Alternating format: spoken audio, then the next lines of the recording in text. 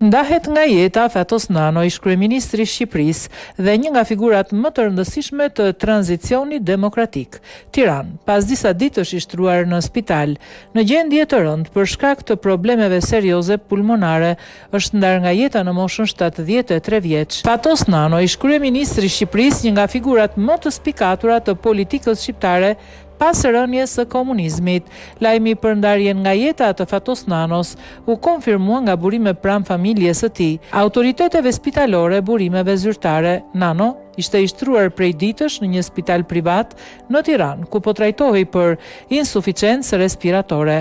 Gjendja e tij u përkeqësua ditë të fundit duke çuar në trajtime intensive përfshirë trakeostomi si përpjekje për t'i shpëtuar jetën.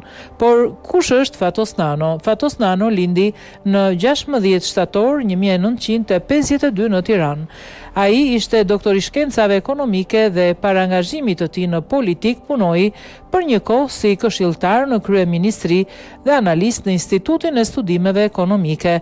Karriera e tij politike mori hovë në vitin 1991, kur u emërua kryeministër i qeverisë së tranzicionit pas rënies së sistemit komunist.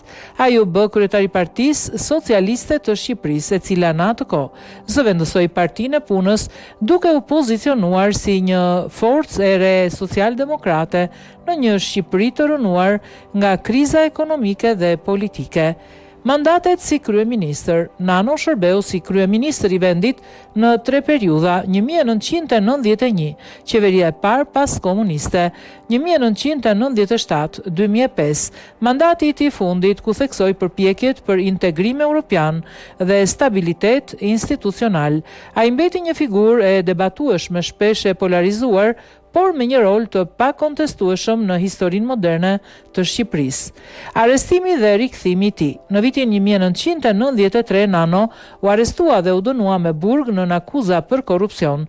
Ai e ka konsideruar gjithmonë këtë si një proces politik të orkestruar nga kundërshtarët e tij. Pas 4 vitesh burg, Nano u lirua në vitin 1997 gjatë razirave civile dhe u rikthye fuqishëm në politik si kryeministër dhe lider i Partisë Socialiste. Pas largimit nga politika, nga drejtimi i Partisë Socialiste dhe politikës aktive, në vitin 2005 Fatos Nano qëndroi në hije duke u përfshirë her pas here në debate publike ose intervista.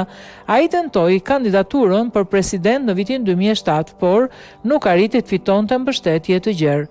Në vitet e fundit ai u tërhoq pothuajse plotësisht nga jeta publike dhe politike, duke jetuar kryesisht në Tiranë dhe her pas here në Vjenë. Fatos Nano mbetet një nga më të rëndësishmit e tranzicionit demokratik shqiptar, një njeri që kaloi burgun, krizën, pushtetin dhe luftën me sistemin.